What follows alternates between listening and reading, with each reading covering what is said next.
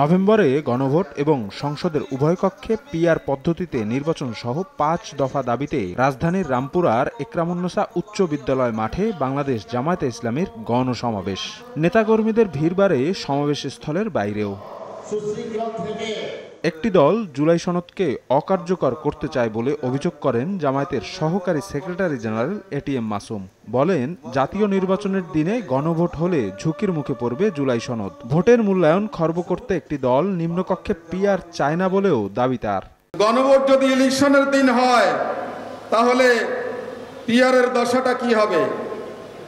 আগে তো গণভোটে এটা পাস হতে হবে, এরপরেই না পিআর এর ভিত্তিতে উচ্চ কক্ষ হবে। তো ইলেকশনের দিন যদি হয় তাহলে তো উচ্চ কক্ষের এই বিষয়টাই অনিশ্চিত হয়ে যাবে। প্রাণ সসের মাখামাখি টেস্ট নুডলসকে করে তোলে আরো ইয়ামি আরো জোস। প্রাণ সস, সসের বস। এদিকে সকালে কিশোরগঞ্জে জেলা জামায়াতের রোকন সম্মেলনে যোগ দেন কেন্দ্রীয় প্রচার ও মিডিয়া সেক্রেটারি মতিউর রহমান আকন্দ। উড়িয়ে দেন আওয়ামী লীগের সঙ্গে আতাতের গুঞ্জন। ফাঁসি দানকারী, মিথ্যা রচনাকারী, অপবাদ রটনাকারী সেই পতিত স্বৈরাচারের সাথে হাত মিলিয়ে পুনর্বাসন করবে, এটা কি করে আপনারা বিশ্বাস করতে পারলেন? দাবি আদায় না হওয়া পর্যন্ত জামায়াত রাজপথে থাকবে বলেও জানান দলটির নেতারা। ইসলামিক শক্তির পক্ষে থাকবে ইনশাআল্লাহ। শফিক মুন্সি, সময় সংবাদ, ঢাকা।